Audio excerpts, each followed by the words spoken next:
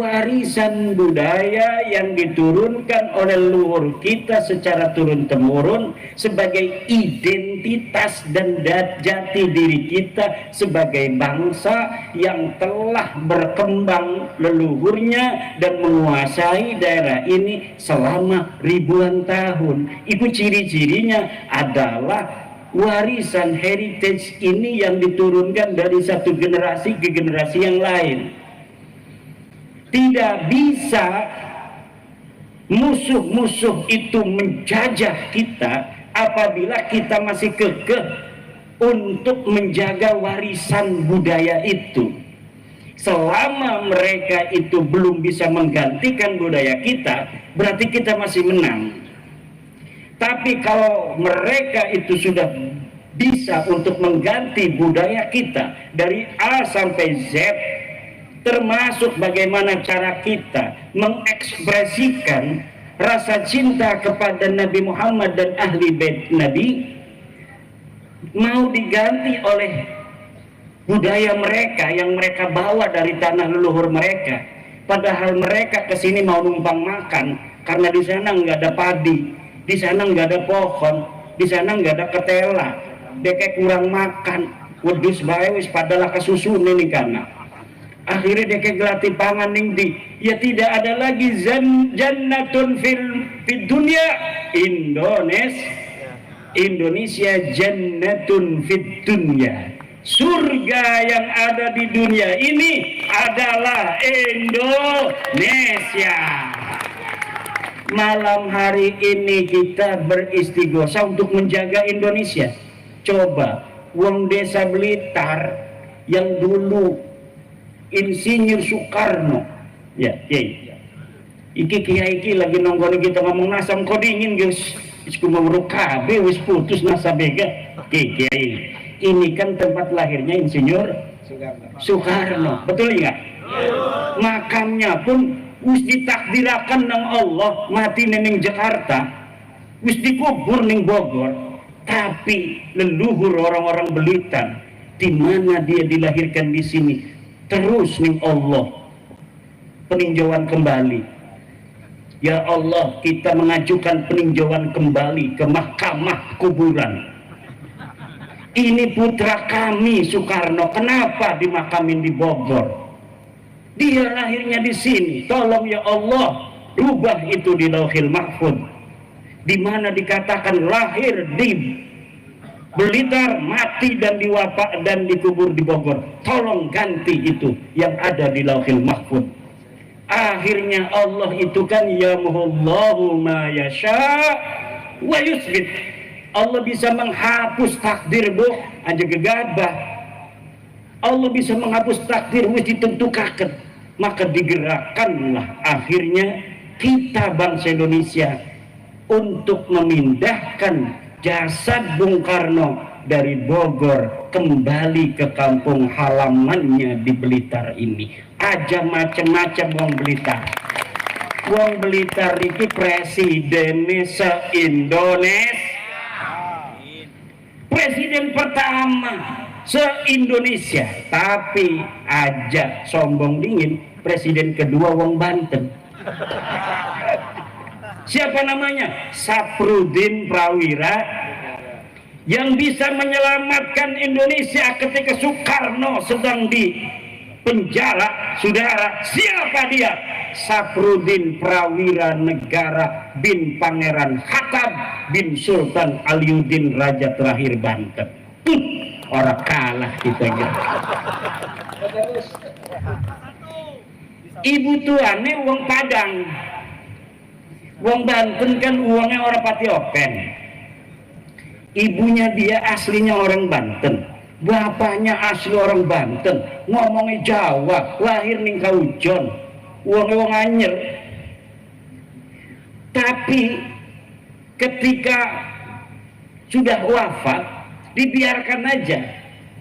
Dia ada yang menyangka sebagai pemberontak dan lain sebagainya. Padahal untuk menyelamatkan Insinyur Soekarno, karena dia berteman dengan Insinyur Soekarno yang sedang di penjara. Kalau umpamanya tidak ada pemerintahan darurat, maka nanti luar negeri mengatakan Indonesia sudah tidak ada, maka penjajah yang dulu pernah menjajah Indonesia bisa masuk kembali. Maka orang Blitar yang lagi di penjara dibantu dengan gagah perkasa oleh orang Banten. Jadilah Indonesia masih terang siki Pak. Ceritanya makonon, makanya kudu dimai kopi wong Banten merenek kini wong Banten tak kasih maulah apa-apa.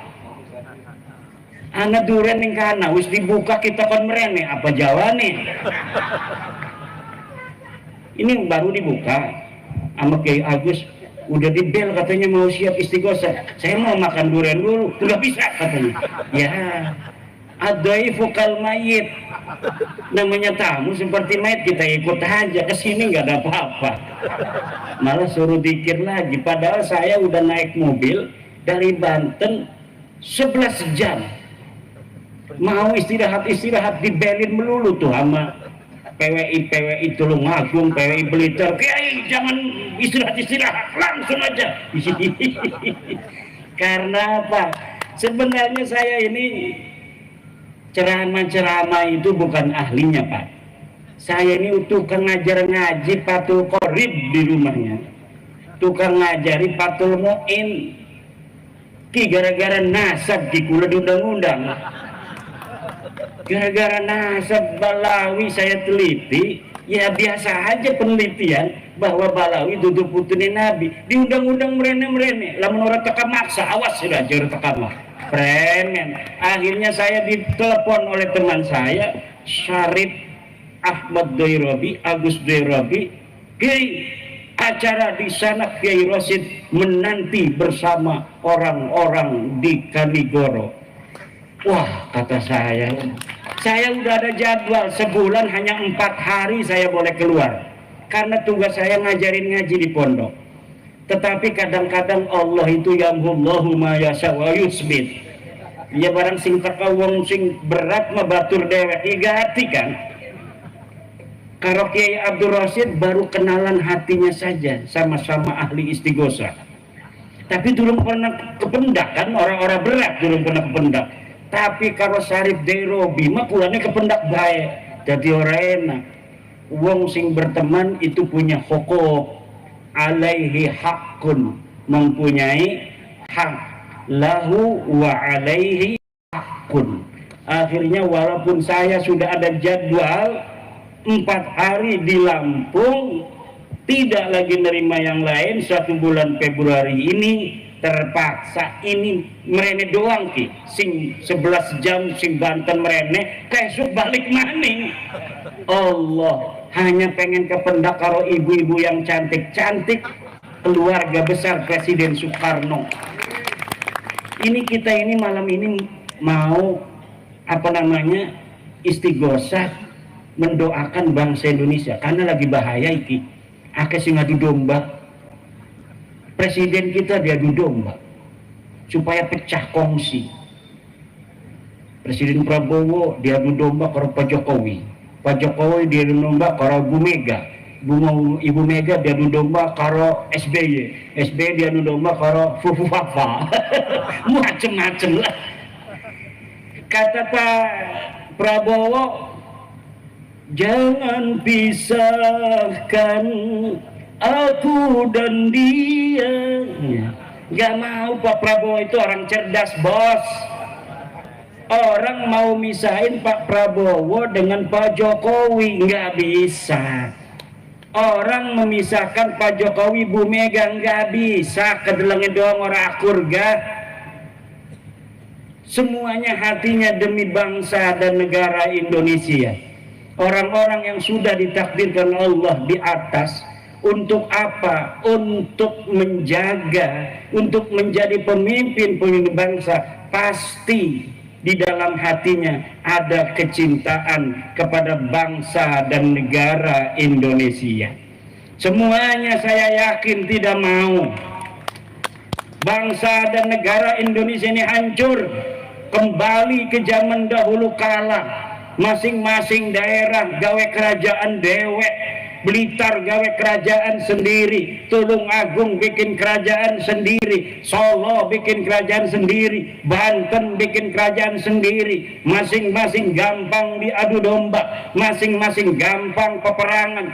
Sekarang ini ketika sudah ada Indonesia, saudara, kita ini aman, tentrem, kertara harja,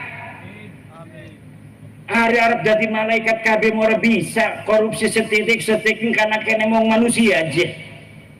Ini tujuannya pemimpin kita Pak Prabowo untuk bangsa negara, Pak Jokowi untuk bangsa negara, Pak Ibu Megawati untuk bangsa negara, SBY untuk bangsa negara, Gus Dur untuk bangsa negara, Pak Muhaimin untuk bangsa negara, PBNU untuk bangsa negara. Tetapi manusia KB tujuannya baik, tapi kita lamun bisa mesin ngarep mekononku iku arane manusiawi, Bu. Ngerti teh boten nyengir-nyengir mekenen ki, Bu. Semuanya untuk bangsa negara kita. Tetapi karena manusia itu wataknya itu seperti watak asalnya manusia itu adalah dari sperma, Bu. Sperma itu kalau kita belajar ilmu biologi, kita ingin belajar ilmu biologi ketika ning sanawiyah, ada zigot segala macam, bahwa manusia ketika dia itu menjadi sperma itu jumlahnya jutaan masuk ke rahim wanita, tapi yang nyampe pertama hanya saat yang paling cepat nyampenya inilah ke dinding rahim wanita yang akan menjadi anak, yang lainnya itu mati. Kenapa? Karena kalau sudah ditempatin satu yang lain nggak bisa. Jadi manusia itu asalnya musabakoh. Manusia itu nih sekarang ini kitalah yang terbaik dari saudara-saudara kita yang jumlahnya jutaan itu. Waktu malam-malam abah kita karo emak kitaku, kitalah yang pertama, yang terhebat. Kemudian kita menjadi segumpal darah, kemudian jadi segumpal daging, kemudian dibentuklah oleh Allah, laki-laki atau perempuan, dikasih nyawa oleh Allah, dilahirkan. Dialah yang terbaik, dialah pemenang.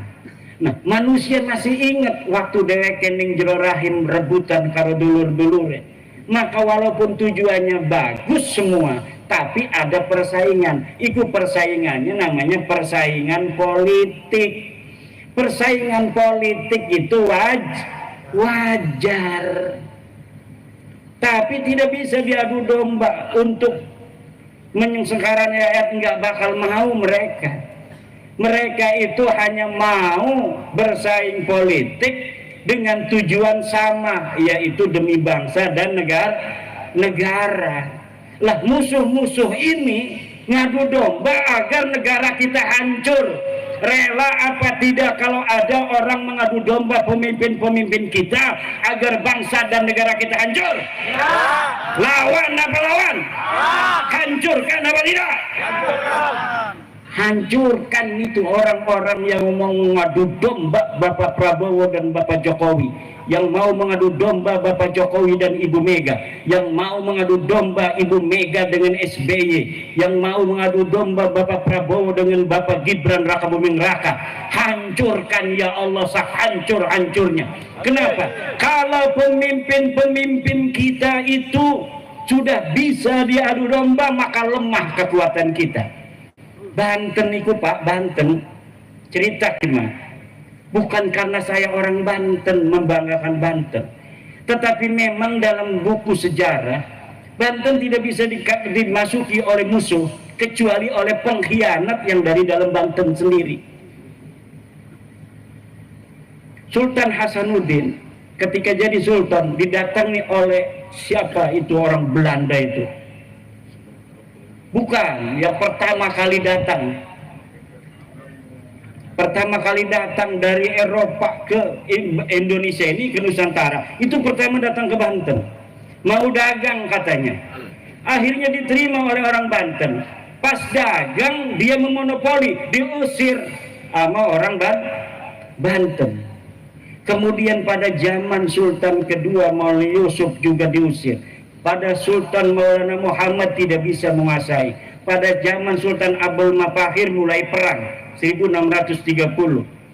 Pada saat Sultan Agung Tirtayasa puncak peperangan VOC Belanda dengan Kesultanan Banten. Nggak bisa menang itu musuh-musuh Banten. Tapi ketika diadu domba oleh Belanda antara ayah dan anak, akhirnya anaknya ini mau memberontak pada ayahnya. Musuh sudah ada di istana sendiri, barulah bisa ditaklukkan. Dan kelakuan seperti ini bukan hanya Banten, seluruh bangsa Nusantara itu adalah para pejuang petarung yang siap perang. Ki wong Blitar ki siap perang kabeh ki. Senajan kedelenge pada lemes siki mah. Kenapa? Karena bukan masa perang. Kalau masa perang semuanya ini saya yakin mau perang. Makanya kita lagi risih kining Banten siki anak pik 2 ki. Ada pik 2 ini saya itu ada ketakutan apa? Takut pemerintah nggak mau mengikuti keinginan rakyat Banten untuk menyetop PIK 2, akhirnya rakyat Banten merasa dijajah.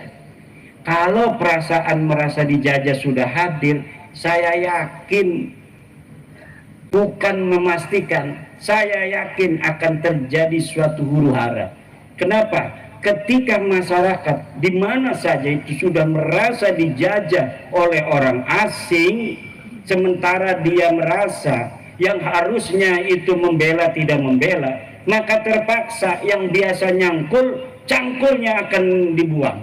Yang biasa nyoret kitab, pulpennya akan dibuang, kitabnya akan ditutup. Yang biasa dagang, tokonya ditutup.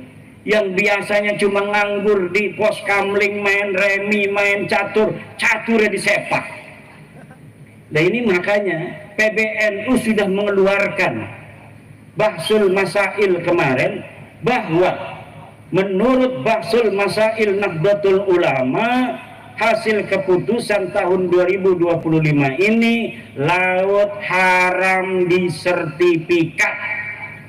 Saya memohon kepada pemerintah, Presiden, Menteri ATR BPN, Menteri KKP, dan seluruh yang terkait, bahwa PBNU sekarang sudah memberikan fatwa keagamaan bahwa mensertifikat laut dengan HGB dan SHM hukumnya haram. Tolong patuhi fatwa Nahdlatul Ulama, hentikan PIK 2 di Tangerang dan seluruh. Karena apa? Ternyata bukan di Tangerang laut itu disertifikat, Bu. Di Sidoarjo ada, di Surabaya, di Madura anak wong Madura lautnya wis disertifikat. Di daerah lain juga banyak, kata menteri itu. Ternyata bukan hanya di Tangerang.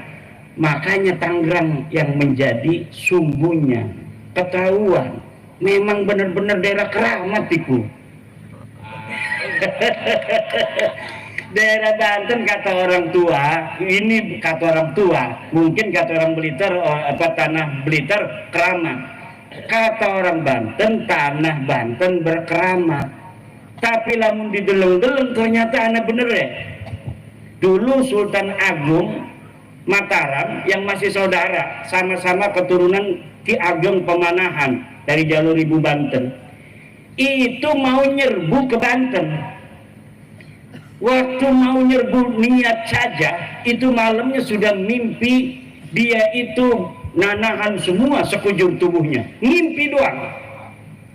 Akhirnya dia bangun. Pas bangun, ini bekas-bekas nanahnya masih ada. Apa ini urusannya? Oh, Sultan, jangan sampai menyerbu Banten. Akhirnya nggak jadi. Nah sekarang juga gara-gara Banten ketahuan, seluruh sertifikat laut ketahuan. Bekasi yang paling dekat dengan Jakarta itu nggak ketahuan. Yang ketahuan di Tangerang dulu. Maka tolong kepada para pemerintah, iki masyarakat saya lihat sekelibat itu sudah ada cucu Pangeran Jaga Lautan Pulau Cangkir itu yang berziarah. Itu saya melihat karena saya kenal semua cucu Pangeran Jaga Lautan. Ada yang sudah berziarah dan bukan dari NU.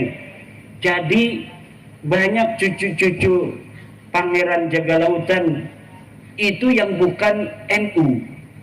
Dia masuk ke ITB, ke IPB, jadi HTI. Dia menjajakan HTI di Banten gak laku-laku. Nah, sekarang ini kalau menjajakannya ini adalah keadilan, kalau menjajakannya keadilan di Banten karena ada pendidasan, akan laku dia ini. Saya kenal karena masih saudara. Wah, udah ada nih oknum-oknum nih jarah. 2 hari lagi setelah dia jarah demo di situ. Wah, ini kemarin itu. Kenapa? Kalau jualan HTI enggak laku, tapi kalau jualan keadilan laku. Kenapa? Keadilan itu sangat dirasakan oleh masyarakat. Makanya tolong, ini kalau sudah orang-orang yang tidak cinta kepada NKRI, yang tidak cinta kepada Pancasila, Bhinneka Tunggal Ika, sudah ikut main begitu, ini pasti masyarakat itu akan mudah dibodohi, akan tidak jernih lagi cara berpikirnya, dan gampang untuk diajak menuju hal-hal yang kurang produktif untuk bangsa, negara, dan agama Islam sendiri. Maka tolong, hal-hal pembangunan yang sangat sensitif dengan kepentingan masyarakat secara luas seperti laut ini adalah milik umum, malun mustarak. Menurut fatwa PBNU dalam Bahsul Masail Kombes dan Munas 2025 ditetapkan bahwa laut adalah malun mustarakun, harta yang dimiliki oleh semua, tidak boleh haram hukumnya disertifikat baik HGB maupun SHM. Tolong pemerintah memperhatikan hasil keputusan daripada organisasi Islam terbesar di dunia, yaitu Nahdlatul Ulama.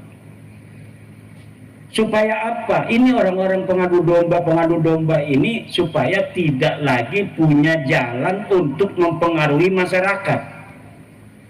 Pada saat yang sama HTI di mana-mana mengibarkan benderanya. Coba di Surabaya, tempat berdirinya Nahdlatul Ulama, ribuan HTI mengibar-gimbarkan bendera. Hari yang sama di Jogja juga mereka mengibar-ngibarkan bendera HTI. Di Banten ketika ada demo itu, demo menuntut ditutupnya PIK 2, baik PSN-nya maupun PIK 2-nya yang bukan PSN, itu saya lihat mereka tidak mengibar-ngibarkan bendera la ilaha illallah, tetapi 70% itu orang-orang HTI, masyarakatnya hanya beberapa persen. Nah, makanya ini adalah sebuah hal yang mengkhawatirkan. Kenapa? Kalau jualannya itu adalah jualan keadilan dan anti kezaliman yang sedang dirasakan oleh masyarakat sendiri, maka ini akan laris manis Tanjung Kimpul. Laris manis Tanjung Kimpul. Maka tolong ini pemerintah untuk memperhatikan. Ini Nahdlatul Ulama sudah turun loh, pakai fatwa Bahsul Masail. Saya di malam-malam di bel untuk datang ikut juga. Kata saya tidak mau ikut-ikut dulu. Nanti Kalau sudah kondisinya kondusif, baru saya ikut-ikutan lagi. Sekarang iya, saya sekarang ini lebih baik bersama Nahdlatul Ulama di bawah. Ini enak sekali. Kenapa? Karena Nahdlatul Ulama hari ini sudah 56%, Bu. Dari seluruh masyarakat yang mengaku Islam, 56%-nya mengaku NU. Ini sebenarnya pun kata sebagian teman, ini sudah dapat ngepres. Sebenarnya lebih dari 56%, tetapi tidak baik untuk keseimbangan suatu bangsa, di mana sebuah organisasi sangat mendominasi dari jumlah kuantitas. Sebenarnya lebih daripada 60%, tetapi ditekan agar apa? Agar tidak terlalu gejlok. Masa iya, nanti akan bahaya sekali. Bahaya sebuah bangsa organisasi banyak, tetapi ketika disurvei organisasi Islam itu ada ratusan, Pak, ratusan, tapi pas disurvei ada organisasi yang sama sekali tidak punya massa. Bahkan ada organisasi yang organisasinya pengurusnya itu luar biasa, dia acara apa saja itu aktif, bahkan sering bikin sebuah apa namanya pengamatan terhadap kejadian sosial dan politik. Terkenal ketua anu, sekretaris anu, tetapi ormas ini ketika disurvei ke bawah tidak punya massa ternyata. Tapi NU yang dirinya sendiri merasa hanya punya 90 juta. Itu Yai Said Agil Sirot kalau ditanya orang, Yai, NU itu jumlahnya ada berapa? 90. Itu uling awang, nebak-nebakan doang, tidak berdasarkan survei. Pas tahun 2017 disurvei, saya ikut ketika presentasi tim surveyornya itu. Ketika tim surveyor presentasi dari Alpala Research, saya melihat bahwa 130 juta 2017 itu orang mengaku dirinya NU. Itu masih sekitar 53%. Kemarin saya nggak ikut, tetapi mendengar Gus Yahya mengatakan sudah 56% orang Islam di Indonesia mengaku dirinya NU. Coba itu hitung, berapa jumlahnya orang NU yang ada di Indonesia? Dari 280 penduduk Indonesia, 89%-nya Islam. Dari 89% ini 56%-nya mengaku NU. Allah iki NU semakin terus di apa namanya nyinyirin orang, semakin gede. Mengapa? Barokah. Kayak PWI ki, karena ini PWI ki anaknya NU. Semakin ditolak, semakin di mana-mana pengen jadi PWI. Syaratnya PWI harus bermitra di bawah NU. Ini permintaan dari mana-mana. Bahkan di Jawa Barat, kenapa kemarin itu sampai ada sedikit permasalahan organisatoris, ketua Jabarnya itu dibekukan. Itu dibekukan bukan karena dia itu ada kesalahan yang fatal, bukan, karena banyak kabupaten yang pengen dilantik oleh DPW Jabar susah mencari kiainya, ketuanya kiai banyak acara. Jadi kabupaten-kabupaten pengen dilantik, nyari kiainya susah.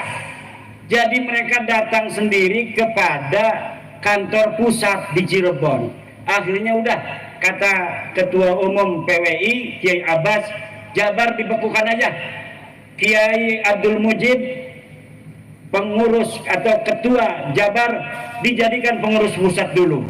Akhirnya sekarang dibentuk lagi yang baru, ketuanya Kiai Abah Setu, itu mulai orang-orang pada ingin setiap kabupaten dilantik PWI-nya di tingkat kabupaten. Jadi ini luar biasa PWI ini, kayak NU zaman dulu. NU zaman dulu itu kadang-kadang belum ada pengurus provinsi, ada kecamatan yang sudah mendeklarasikan MWCNU. Seperti di Banten itu kampung saya, itu Kiai Muhammad Amin pulang dari Mekah tahun 1936.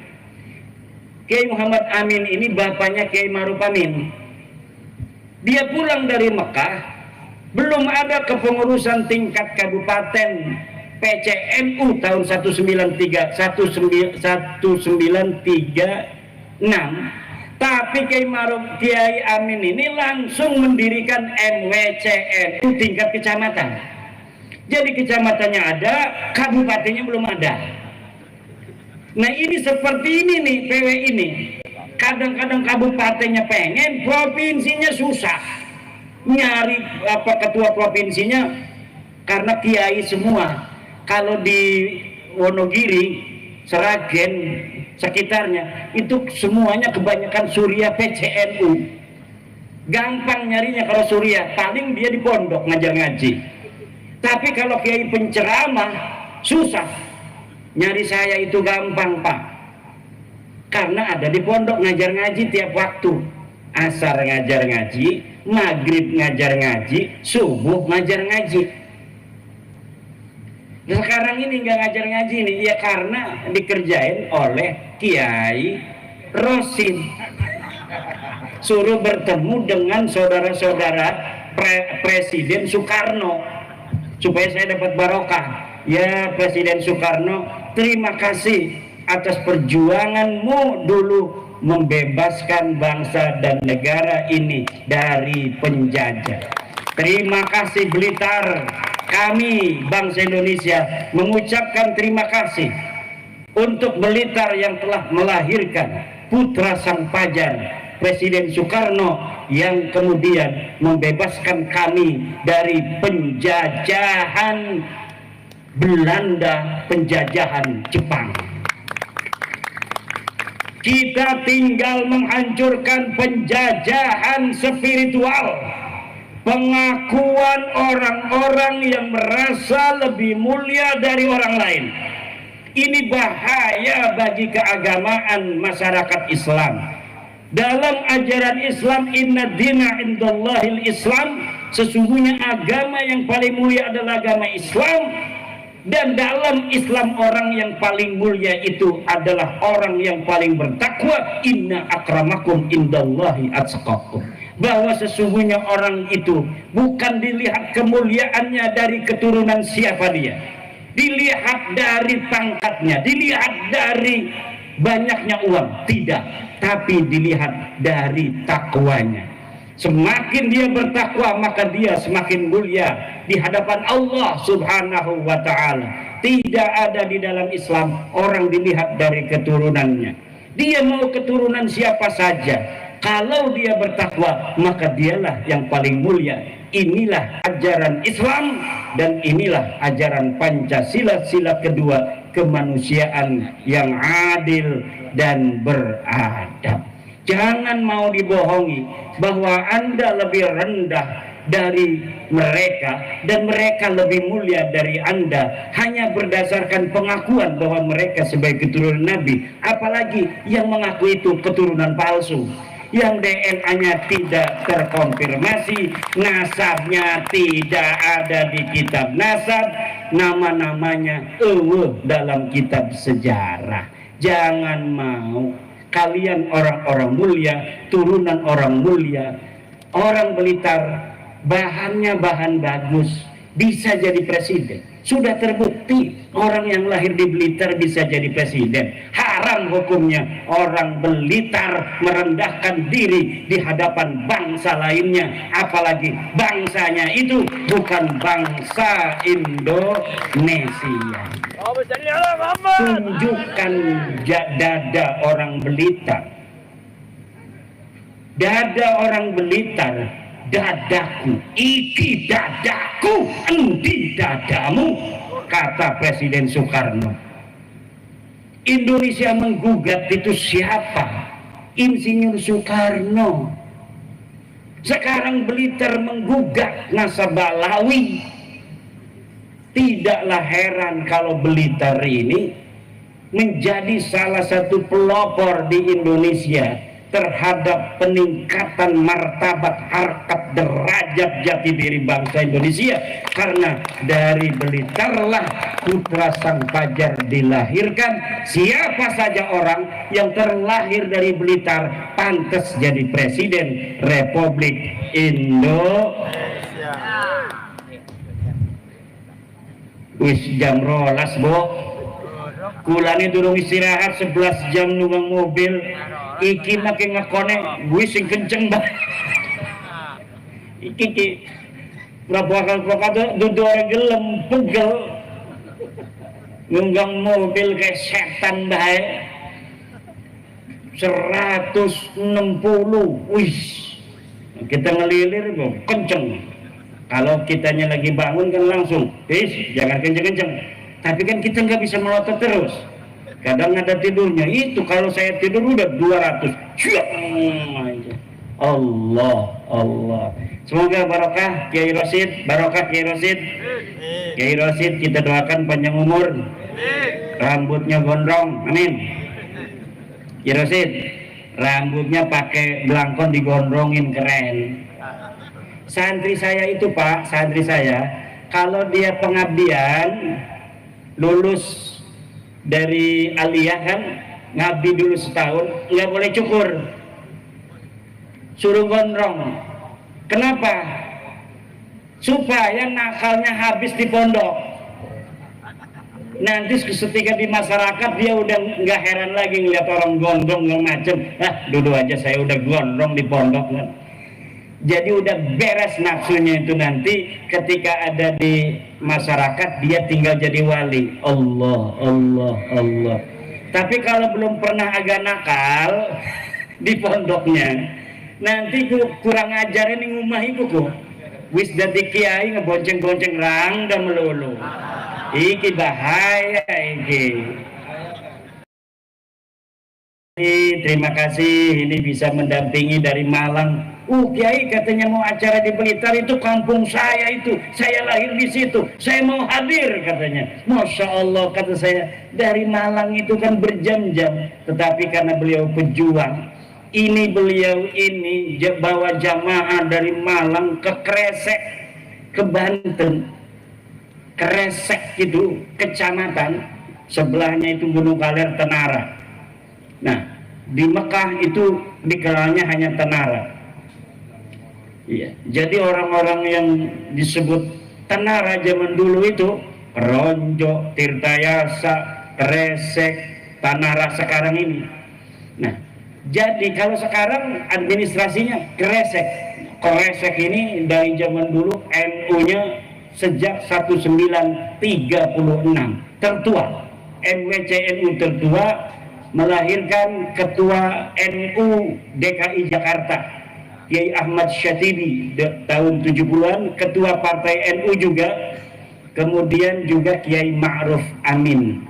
Karena memang daerah-daerah yang ada sanad kepada Mbah Hashim Asy'ari, Mbah Syekh Nawawi Tanara Al-Bantani, itu biasanya langsung mendirikan Nahdlatul Ulama ketika mendengar Mbah Hashim Asy'ari mendirikan Nahdlatul Ulama. Surabaya katanya sudah mendirikan Nahdlatul Ulama, murid-murid Syekh Nawawi Tanara.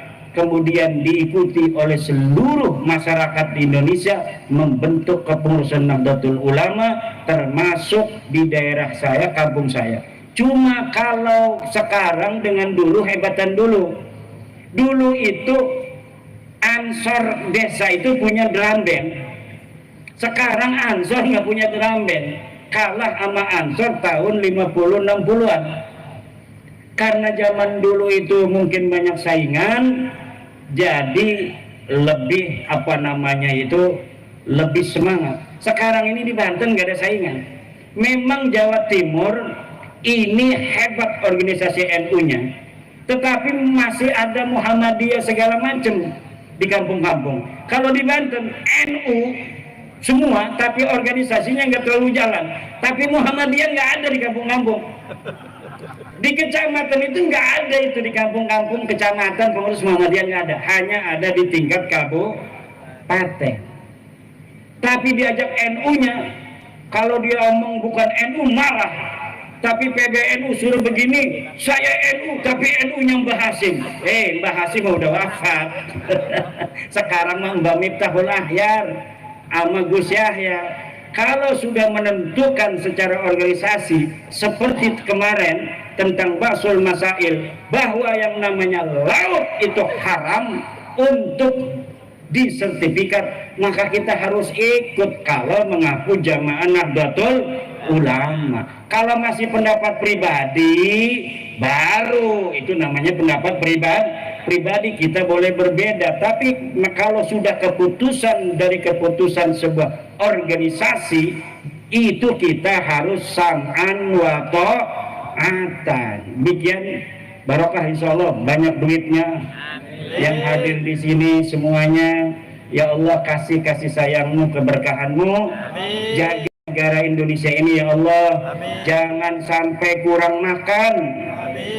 Warga negara Indonesia ya Allah, jangan sampai bentrok. Jangan sampai pemimpinnya bisa diadu domba oleh pengacau itu. Adili Jokowi, itu bentuk adu domba itu bentuk adu domba. Jangan ikut-ikutan adili Jokowi. Kalau mau mengadili, laporin kepada polisi, laporin kepada KPK, laporin kepada jaksa. Itu cara kita mengadili. Lu mengadili di dokumen yang pinggir-pinggir dedalan, ya premen, tidak konstitusional. Ya kalau memang dinyatakan merasa ada salah nih Bapak Jokowi, ya silahkan laporkan. Tempatnya ada KPK, terus jaksa, kemudian polisi. Lagi mah laporan yang tembok adili Jokowi, ya temboknya meneng baik.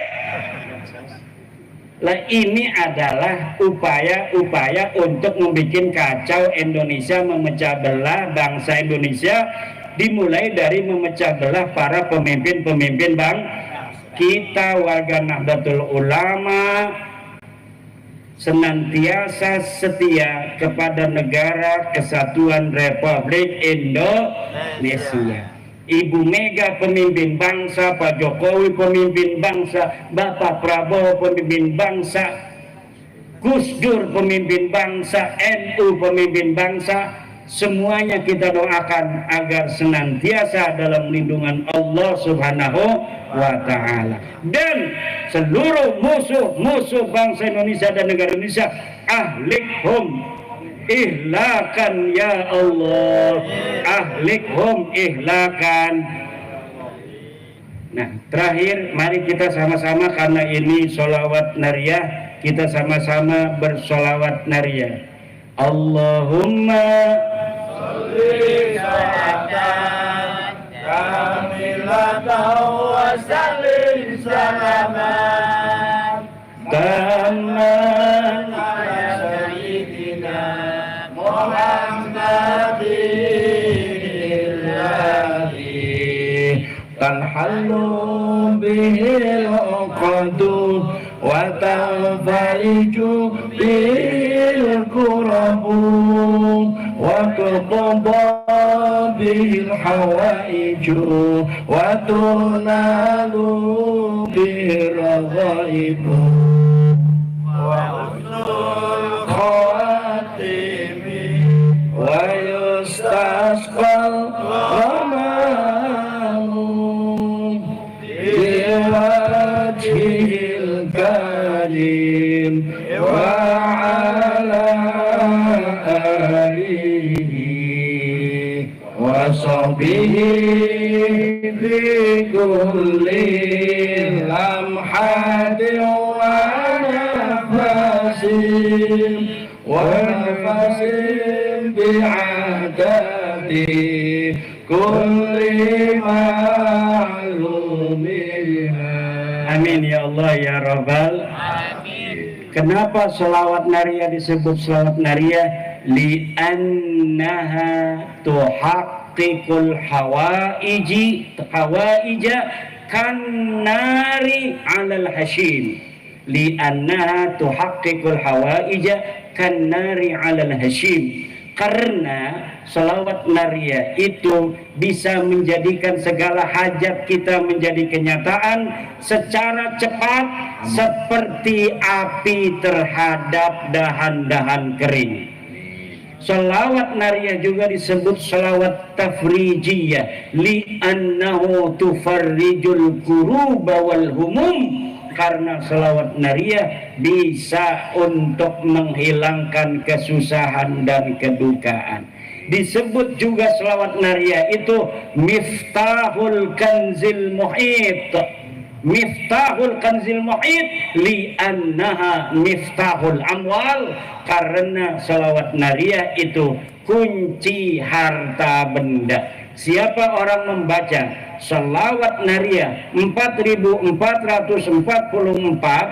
seorang diri maupun berjamaah seperti ini, kemudian dia berdoa hajatnya, tuqda lahul hawaij, maka hajatnya akan dikabulkan oleh Allah.